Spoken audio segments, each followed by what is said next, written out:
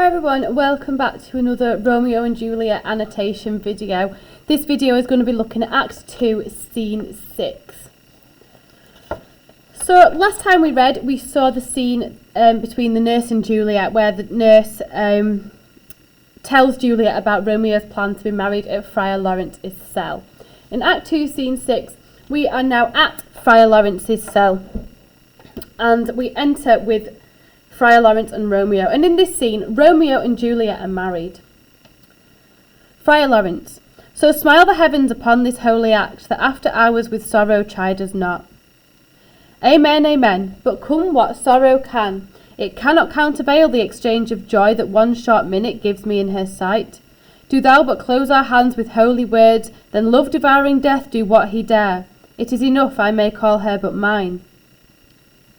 These violent delights have violent ends, and in their triumph die like fire and powder. So here we've got this idea that Friar Lawrence is echoing the words of the prologue, of this kind of threat of the prologue, that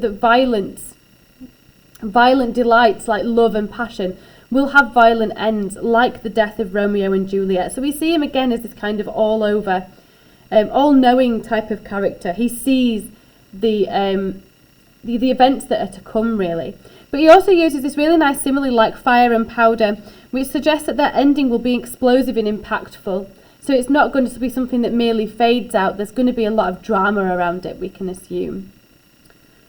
Which as they kiss consume, the sweetest honey is loathsome in his own deliciousness, and in the taste confounds the appetite. Therefore, love moderately, love long doth so, too swift arrives as tardy as too slow. So here we get a similar warning to the one in Act 2, Scene 3.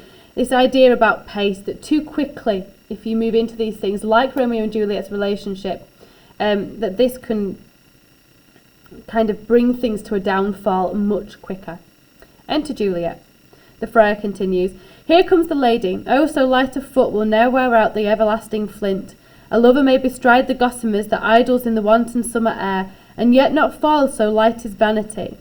Here we see the friar echoing Romeo's use of light imagery that's used to describe Juliet that we see in Act 1, Scene 5 and Act 2, Scene 2. So here we have this idea that Juliet is, she's always linked to kind of lightness and beauty. Good even to my ghostly confessor. Romeo shall thank thee, daughter, for us both. And Romeo kisses Juliet.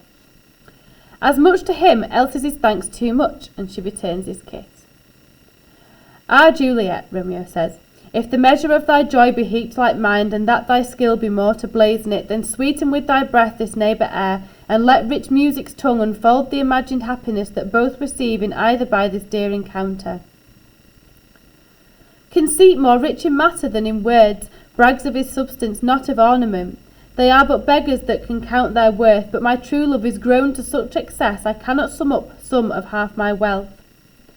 So here we've got Juliet using this metaphor where she compares love to wealth, love and money. But she's saying that love has no comparison to wealth. Like wealth is lesser than love. She's rich with love, and love is what is making her rich. And this kind of links to this idea of her household status, because we know that Juliet is a very wealthy character by her status, but that has no comparison to her feelings of love, which therefore suggests how kind of intense and vast they are. If we assume she has a lot of wealth, but even more love, then love is completely consuming her here, is massively in excess. That's just a nice little bit of a quotation for Juliet's perspective of love, where she's a little bit more romantic, because we see her being quite rational in Act 2, Scene 2, and quite childish in Act 2, Scene 5 with the nurse, but here we've got where she uses this similar kind of poetic imagery, much like Romeo does. And then the friar, come with me and we will make short work.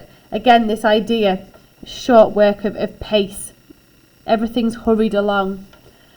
By for your leaves you shall not stay alone, till Holy Church incorporate two in one. Here the friar, he doesn't want to leave them alone, the friar. So perhaps there's this idea that they might possibly sin. And, break marriage vows by possibly, having sex before they are married, or other sinful acts that they would have thought sinful at the time if he leaves them alone. So he doesn't quite trust them. They're so impassioned with each other that he doesn't trust to leave them alone. And then they go off to get married. It's really interesting that we don't actually see the wedding happen in the stage.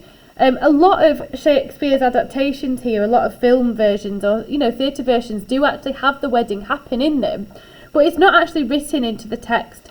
So it's quite interesting here. So we can think of two different reasons for this. The first one is that it might be the pace. Remember, the pace of this play is really quick. We get this sense that we're kind of barreling towards an end point constantly. On the other hand, it also kind of links in with this idea that this is a secretive wedding, a secretive love, and it links in with ideas of forbidden love, that we don't see the wedding happen because it is so forbidden, it is so taboo between these two people. So there's a couple of interesting ideas there as well.